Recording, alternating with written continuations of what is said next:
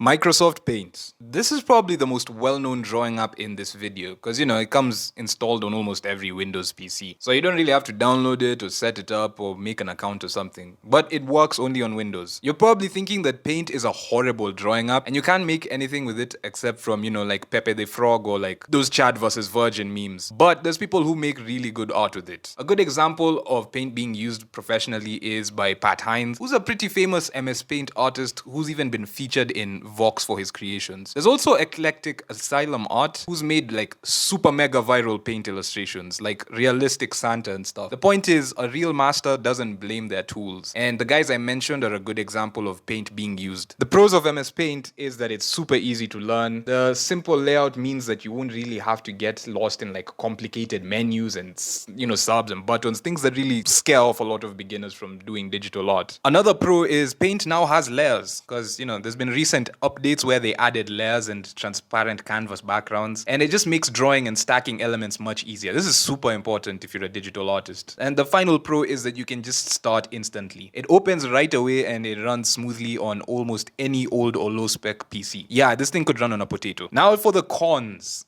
There's no smooth lines because it lacks line stabilization. So drawing with a graphics tablet can easily look wobbly and shaky. There's no shading modes or blending modes. Doesn't have the standard layer blending modes like multiply or screen. Anyone who does digital art understands how important this is. It has unreliable tablet support because the stylus pen pressure often doesn't work properly, so your lines won't change thickness when you press harder. There's also not much options with the brushes. The brushes are very basic, I'm just going to be honest with you. You only get a few default brush choices with no options to customize them or import new ones. The final thing is there's also just a lack of tutorials on how to do cool things in Paint. So now, as basic as it is, Paint could be a good first test run for you as a beginner artist. I'm just gonna glaze it a bit. My first ever digital comics were made with the old MS Paint, which was even worse than the current one, which had no layers. And these are some of the illustrations I was able to make with MS Paint. So don't knock it, just give it a try. It's still a good first step if you're just trying to mess around. I'm giving MS Paint 5 stars on the freeness score. The freeness score basically is how truly free are these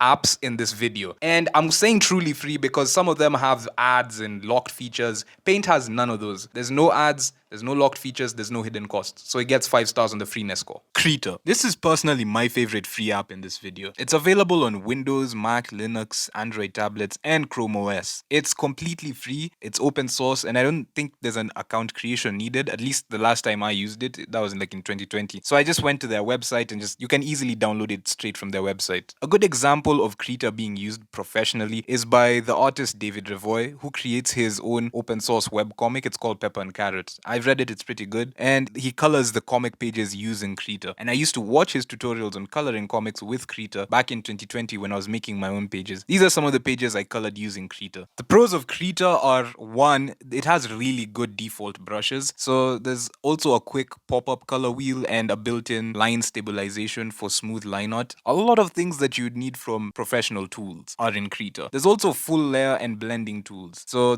it has everything from the standard blending modes like multiply, overlay, filler layers, layer masks. There's a lot of good stuff in it for free software. It also has built-in 2D animation. Yes, you can make full frame-by-frame animations with a timeline and onion skinning setup without needing any extra plugins, all inside Krita. So if you're into animation, specifically 2D animation, this is good. It also has a customizable workspace, and it lets you easily move, dock, or hide panels, and shortcuts to build your ideal canvas. You have a lot of customization freedom. Now for the cons. I think Krita has a really steep learning curve, especially if you're a beginner, because the interface does feel closer to Photoshop, which can be super overwhelming for complete beginners.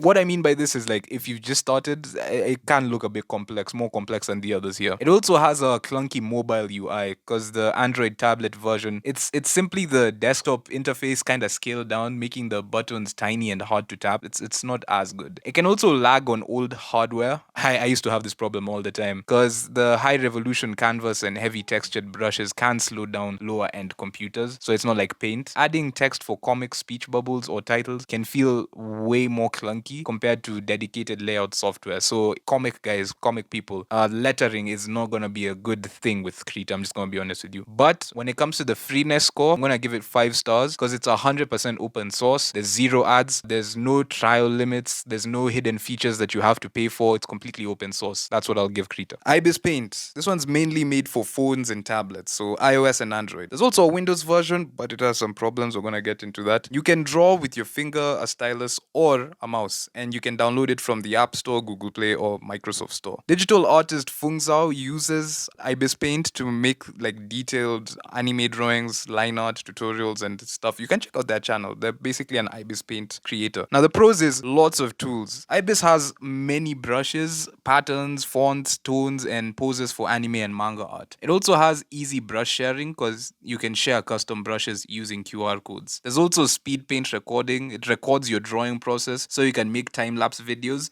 This is really good if you want to make content, with your drawings. And then there's also smooth lines. It helps make clean lines and includes symmetry tools. Now, the cons. Lots of ads. The free version has lots of ads. There's also the PC time limit. Remember when I said the free Windows version has an issue? Yeah, this is the issue. It only lets you draw for 1 hour each day. And then there's also the crowded screen. The phone version can feel a bit busy because there's many tools and ads. And then some brushes are locked. You may need to watch ads to use certain brushes for a limited time. So on a freeness score, I'll give it 3 stars, to be honest. It's free, but there's lots of ads. You can create professional looking art for free, but you have to deal with all that and also locked brushes and the time limit on PC. Actually, you know what? Just because of the time issue, I'm gonna take that down to 2 stars out of 5. I mean, the ads are a thing, but the time limit is crazy. Sketchbook. Now this one's free on mobile, so it's available on iOS and Android, but there is a PC version. It is paid though. PC and Mac is both paid. It's made for touch and stylus. It's designed for phones, tablets, and pen drawing, and it's easy to download. You can just go get it from the Apple Store or Google Play Store. A famous example of somebody who's used Sketchbook was the digital illustrator Susan, I'm not gonna butcher her name, Susan M, who was known for creating,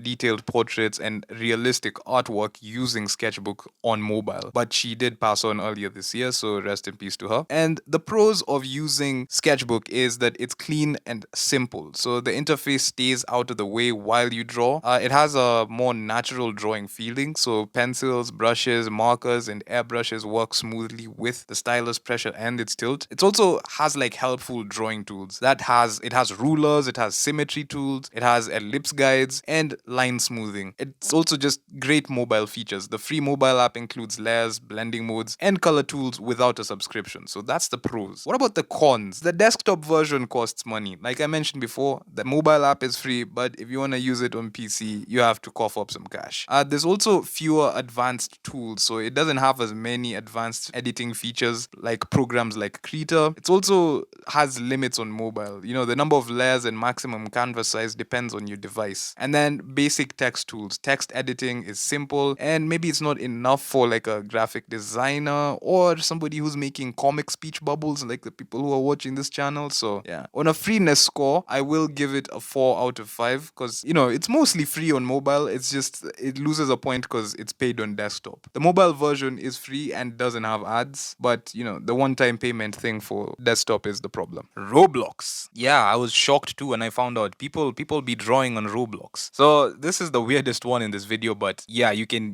get a game called Roblox Free Draw where you're drawing inside Roblox, and it works on many devices. You can play Free Draw on Windows, Mac, or iOS.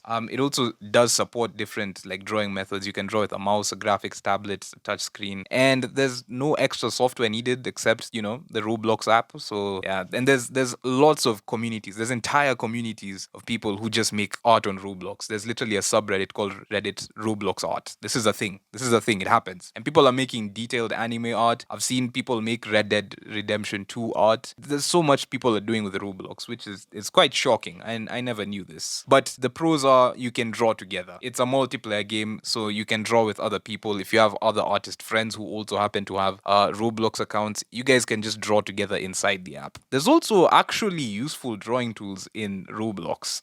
The Roblox Free Draw. It includes layers, brushes, color pickers, fill tools, and line smoothing. You can also kind of protect your art. You can claim parts of the canvas so the other players can't easily draw over or erase your work. And it also works across devices because that's how Roblox is. You can use it across devices. Now, for the cons of using Roblox to draw, public servers can be distracting. Sometimes you want to just focus on the art. So the trolls, the lag, other players just make drawing difficult.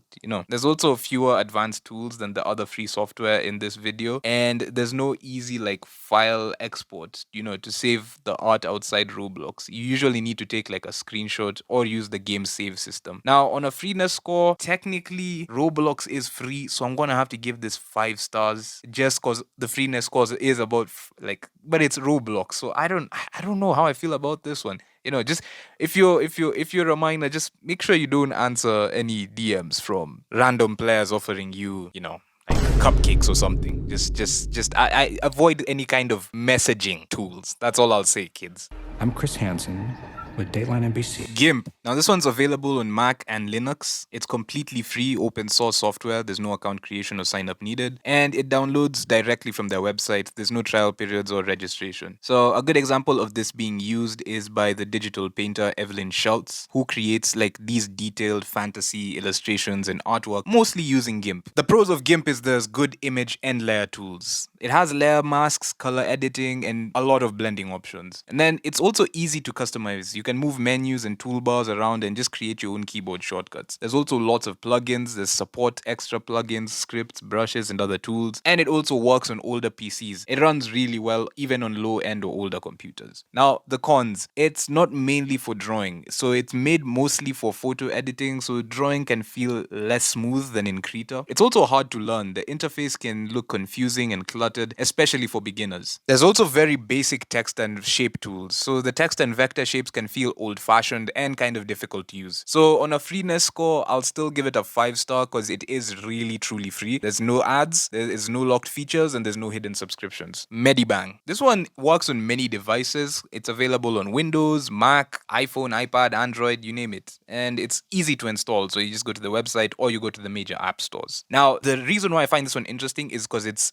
really good for manga creators. So if you're a manga artist, you should probably get this one. And the reason I'm saying this is even Shonen Jump themselves partnered with MediBang to create Jump Paint, which is a manga making app based on MediBang's tools. So manga artists are using MediBang powered tools to create published manga. And like for the pros, I'm gonna be honest, the biggest one is for manga creators. It's amazing for manga. So it has comic panels, speech bubbles, screen tones, you name it. There's a lot of tools that if you want to make a manga, you're gonna get them here. It also has cloud saving, which is a huge advantage because you can start a drawing on your computer and then continue it on your phone if you're on the road, and then use it on your tablet if you're taking a dump or something. I don't know. It lets you access drawings and anything from different devices. And it's also another pro for it is that it's lightweight, so it runs really well on older PCs and less powerful phones. Now for the cons. Paywall. Yeah. Some brushes are locked, so some basic brushes and materials may require ads or a premium subscription. Lots of ads. It's a mobile app, so lots of ads. And then it's also harder to kind of export comics. You're saving large or multiple page comics can take a lot of extra steps in the app. Freeness score, I'm gonna give it a 3 out of 5 because you can use MediBang Paint for free technically, but ads and locked tools could make the entire situation a bit frustrating. But if you're a beginner manga creator, I'd say give it a go. Adobe Fresco. Yeah, Adobe, the company that's famous for wanting your money. Yeah, they made something free for once. So, it works on many devices. It's available on Windows, Mac OS, iPhone, iPad, and other supported devices. And it's really good if you have a stylus for drawing. So, finger guys, you guys are gonna have to scurry off. There's a decent chunk of artists who use Adobe Fresco, and a Google search will show you some of the artwork of Adobe Fresco like you're seeing here. It's really good for like digital paintings. Things like concept art, landscape, that kind of stuff. That's what I would say Adobe Fresco is good for. The pros are it has great drawing tools. It's an Adobe product, so it's going to include brushes, layers, colors, and smooth drawing tools. It also has natural brushes like watercolor and other brushes that can kind of look and feel almost like real traditional materials. And also it works with vector and pixel art, so it lets you create different types of digital art. And it's good for tablets, obviously. It works especially well with a touch screen and styluses. Now, for the cons, some features are limited. Advanced tools, you may need to get other Adobe apps, the ones that are more expensive, And it can also be harder to learn. So if you're a beginner, you may need time to understand all the tools, especially if you're not familiar with the Adobe ecosystem. On a freeness score, I was going to give it a 4 or 5 star. I'm deciding because, it is Adobe. I know they made all the tools free, but knowing them, they could switch up any moment. So I'll just give it a 4 star just in case, just to be careful. They might revert and make everything changed like charge. So let's give it a 4 star because they lose points because of Adobe.